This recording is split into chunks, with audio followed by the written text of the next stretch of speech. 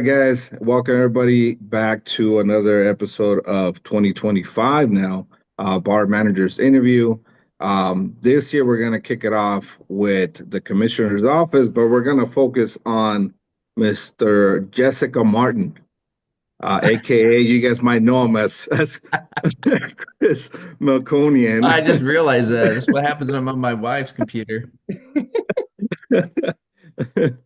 Yeah, I guess we're all about being inclusive and diversity and Okay. all that. So When the lights go down, I turn into Jessica. Jay Silent. yeah. All right. If you're married, you know why. So guys, thank you again. We're gonna start off by recapping where Yuma Firebirds ended up last year, where we were all here part of the tougher division. Um, Mr. Chris, he ended up at second in the division and knocked me out of the playoffs in the first round, and eventually ran into Anthony here, who I guess you guys know he won back to back now. He likes it in the back. I mean, Hey, back to hey, back whoa, hey, wins. whoa, hey, Back whoa, to back hey. wins. Sorry.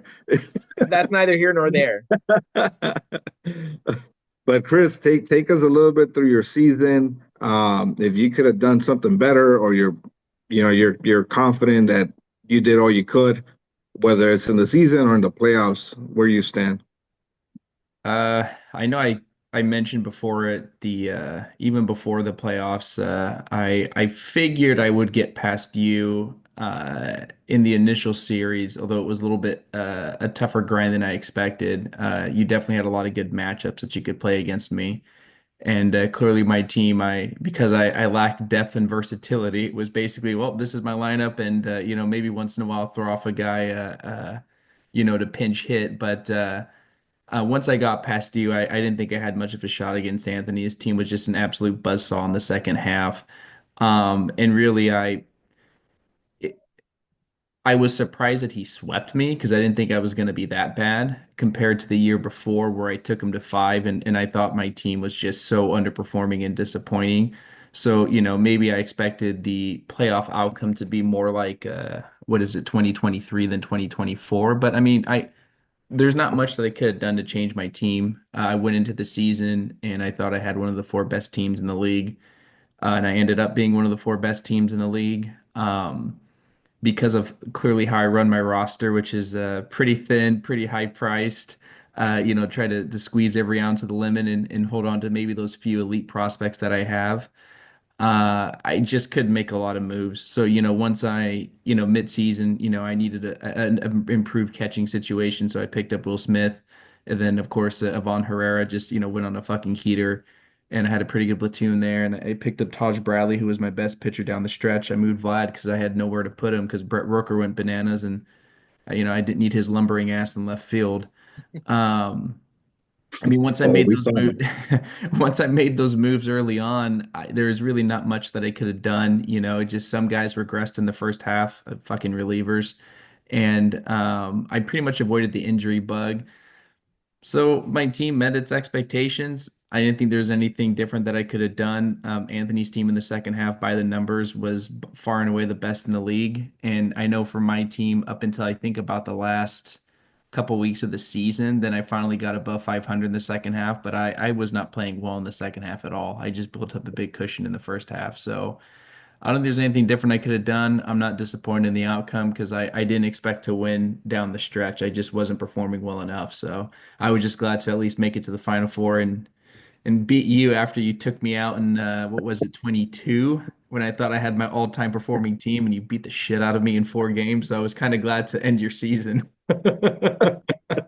I'll tell you this, talking about like, wait, because you mentioned it earlier. Um, you basically ditched the injury bug, and last year we all know it was the fucking pitch clock was all over everybody, and you were one of those teams that really got lucky. Um, I did. but also some of the prospects, I don't know if you were counting on them, but I would assume you would have hoped like Jackson Holiday performing. He didn't even No. perform in his own bedroom, probably. He No. had an off year all across. Nah, and that hurt. Jared Jones was a pleasant surprise. I know early on Bieber was gone early, but getting Taj Bradley basically kind of equalized it. And then there was a time where Jones was gone for the mid part of the year, and then Freed got hurt. But I was lucky that Freed wasn't on the DL very long, and because of a scheduling quirk, I only missed 2 starts from him, so I got lucky instead of missing 4 or 5. Um, Alex Faedo. Oh, dude, hey, Fucking he won me bastard. 1 game. That's all I needed him to do. So I was fortunate from that end, and I think for my hitters, Mookie was gone for I think a couple of months, but I don't think there's really anything too significant. I was a pretty damn healthy team, which Who was did you get Bradley from? I got it from Congo. So I got Congo and Will Smith. I think I got oh gosh, I think I got one other player for him. Oh, and Clase for Vlad Guerrero. So uh Gotcha. yeah, so that definitely helped in the second half because in the first half Eric Swanson and Sharon Armstrong, I mean they took massive dumps and Ryan Presley couldn't get anybody out and John Duran struggled in the first half and it was just it just kind of made things a little bit of a mess, but you know, it's the league. What can I do? I can't Yeah. complain. I mean, Andrew's injuries knocked him out. He just had no pitching staff down the stretch, and I mean, James couldn't even get past the first month of the season before throwing in the towel. So I feel pretty lucky. You Mhm. you and Anthony were scrambling the entire year to mix and match your fucking rosters, and I'm just sitting here like, I'm, Yeah. I'm stressing. Do I play Brett Rooker at DH or left field? I mean, that was my big that was my big concern. And then so you got to think if Faedo gave it 2 stars, that came from Winnipeg, right? Yeah, he did. I basically looked at him and said, dude, I'm desperate. I don't have enough relievers to do a bullpen game or I'm gonna really fuck myself. So I'll give you Brian Ramos for him and he finally relented after kind of hanging on to him for a bit because I know I offered him that earlier and he said no. So I was just glad that either he felt bad for me or I don't know.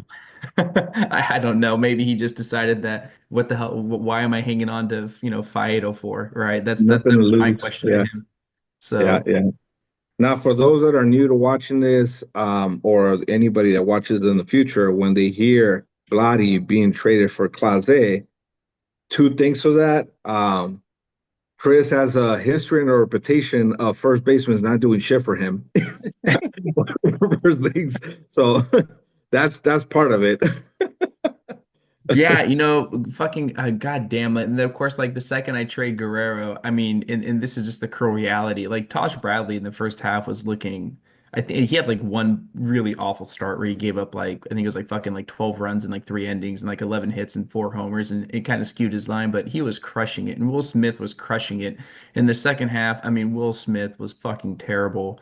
And Bradley was, pretty inconsistent. Then of course, Guerrero goes bananas, and I'm like, all right, thanks, jackass. But it when you have too many guys that can play first base and DH, it just what are you gonna do, right? Guerrero's gonna be the most expensive. I love him. I never thought I was gonna trade him, but I just, once you start creating that log jam, um, someone's got to get moved. So Yeah. Yeah. Nobody likes a log being jammed in them. So no, with not that, at I'll pass it on to Anthony in the commissioner's corner. not at all. All right. So it's pretty much the same questions as we usually always have for these commissioner corner questions. So obviously, Luis mentioned you finished second last year in the division.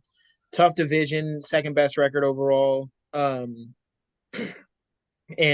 basically, what we're just going to ask you here is, how do you feel about this year coming in? I know it's kind of early in the off season and pre-draft and whatnot, but I'm sure you kind of have an outlook on how you feel like you're going to do. I feel better about the position of my team now than I did before. During mid-season, I was feeling pretty good about my team last year in terms of the second half. Then, of course, just or first half, then based off performances in the second half, I kind of threw up my hands like I don't really know what to fucking do because I have, the 4 prospects I have, 3 of them are going to play this year, right? Shaw, Holiday, and Sasaki. Hmm. And then I have DePaula. So really, and I just, my team is more top loaded, and some of my upper crust players did not play as well, like Carroll, Machado against Smith kind of took a dump in the second half. Yandy just fell flat on his face, and Altuve showed his age, and it was just. I'm looking at this, the D ratings came out and I'm like literally everybody's fucking average with moderate to high air ratings. Like that's not helpful. So I was like, well, there's not a lot of ways for me to improve, but after feeling sorry for myself, then it was like, all right, here comes those competitive juices, time to mix and match as best as possible. And I made some moves to, I think, position my team more firmly. I'm never going to be one like Luis, who's literally just going to, hang out the for sale sign and just just literally unload everyone for all the upper crust, or I should say, all the high draft picks or top 100 prospects. I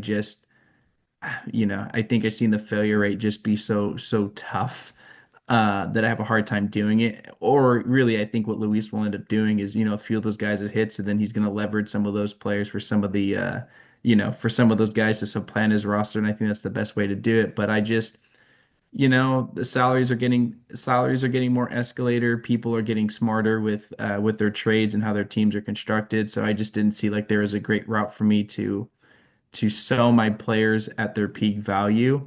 But I know I have a lot of holes that I had to fill, and I think right now I got 6 draft picks, which works enough. I can add about 3 or 4 more younger players to the rosters, which, let's be honest, those guys will probably be trade chips because I'm addicted to competing.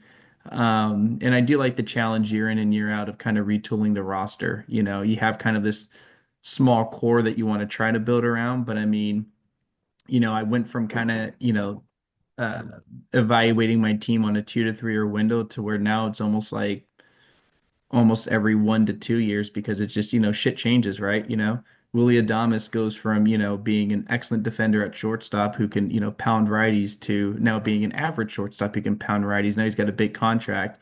So right now he still fits my team, but next year, You depending have a on his story. performance and how much he knows, he just, yeah, you don't fall in love with players, you fall with liking them.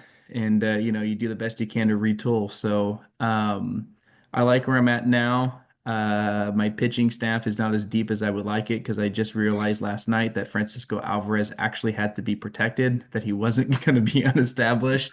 So I'm like, fuck. So, that was, on one hand, while he gave me more money, and us Armenian Mexicans love money. On the downside that the pitching will be a little bit light, especially in lieu of the amount of injuries. But on the upside is I'll have more flexibility, and I have a few more draft picks. It's just my sixth starter won't be Jared Jones, so I have to find a way around it. But yeah, I like where I'm at now. I gotta add another fucking reliever or two, because every year I have to add a reliever or two. And, outfield, I feel like, is always in demand, or someone versatile that could play infield, outfield. But I like where I'm at. Hopefully, Sean Holiday can, perform at a reasonable expectation and give me some of that young depth to just give me some more flexibility. But knowing me, I'll probably fucking trade, half of my draft picks. I'll turn those draft picks into prospects, which I'll later deal to try to compete, because I can't help myself. So We let's all just know you're why all about lie? that Hey, yo, D, dude, and getting the D from the prospects. all about it. At night, man, I turn into Jessica Martin. Uh, all right. Jessica Next, Martin. last 2 questions for the commissioner's corner. Who would you view as, if you would say, is there a favorite that you have in your brain this year? And then, obviously, the dreaded dark horse question. Oh, it's way too early to fucking tell. But I mean, I think pretty clearly James, once again, he's got such a complete team. There's not much I mean, injuries is going to be the big question for everyone, but I mean, he's going for it. His team it's got a strong lineup. Looks like he's got a good pitching staff. He always loves relievers. Um, he'll for sure be one. Andrew's got a lot of power, and while injuries matter for everyone, I mean, his pitching staff, I mean, let's be honest, Woo's elbow, it felt like every other start He's was kind he's of Mr. creaking, He's Mr. MRI. yeah, Bradish is coming off of the elbow injury. Then Senga's, for 2 years running now, his shoulder's bugging him. So he legitimately has to worry about that. But he's just got a lot of good young pitching and a lot of power. Um, I think he'll definitely take a step forward. So I will say James, I think, should be the front runner early on. I think Andrew will be right there when it's all said and done. In terms of a dark horse, It's hard to say. It's almost too early for me to tell. I mean, your brother Jordan is very unpredictable. He definitely has a sneaky good pitching staff. I just don't know what he's planning on doing with his lineup and what his draft strategy is because he's really addicted to prospects. The only difference is um, I think some of the guys he I think some of the guys if you're going to take some of these high schooler guys, I guess you want to take the ones that are more higher ceiling. Mhm. And sometimes I think he just takes guys that he likes. And yeah, I don't know if they've always performed up to the expectations. Some of the smart strategy of taking the more higher rated players is they have the potential for a higher and a better outcome. So yeah, I would think that he would be my one to think that could be a dark horse, but it just depends on his draft strategy. And he's not saying that because he's black.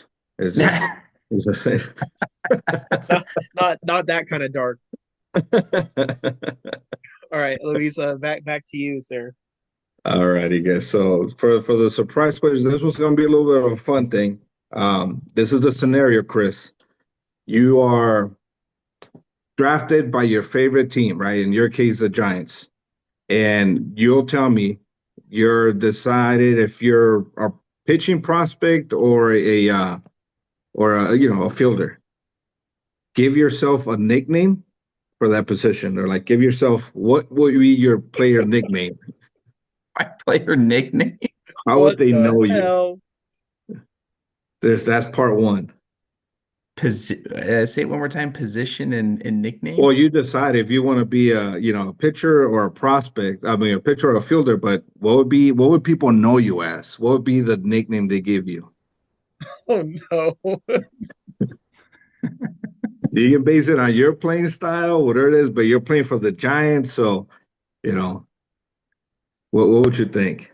That's a great question. I really don't fucking. I'm not gonna lie. I don't know. I definitely don't think about those things. I'll let others decide that.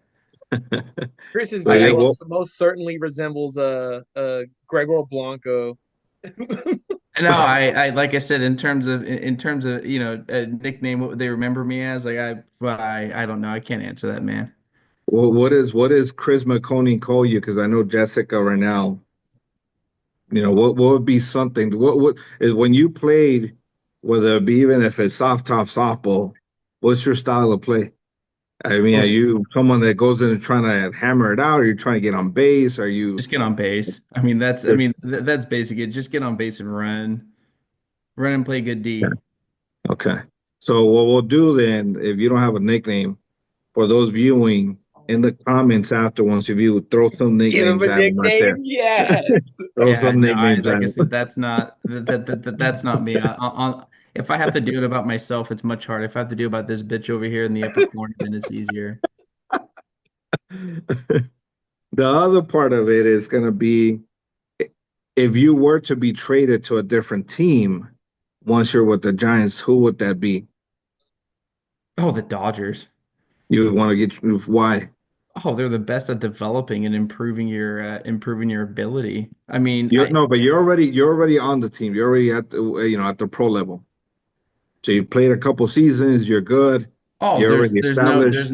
there's no team. I mean, fucking Justin Turner was just this little podunk utility guy that was just, that was just a slap hitter. And Chris Taylor, I didn't even know who the fuck Chris Taylor was.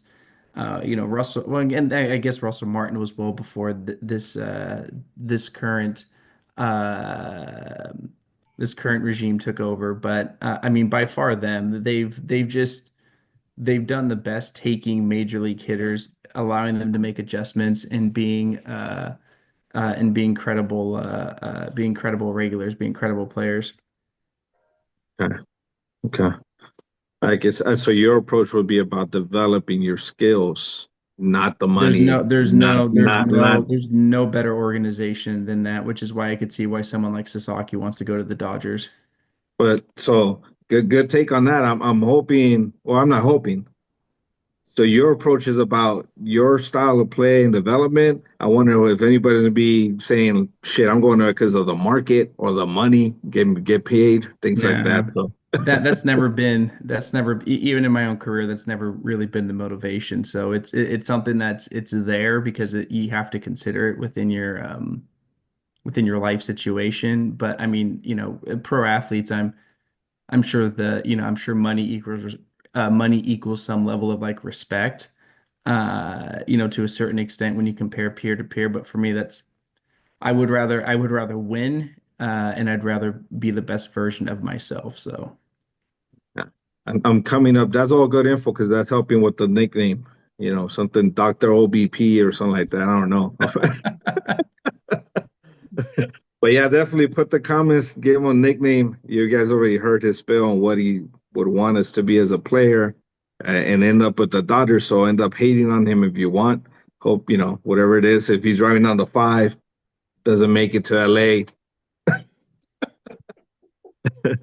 So with that, guys, we'll wrap it. Anthony, Chris, thank you again. And all of you guys watching, stay tuned. All right. see ya, man. See you guys.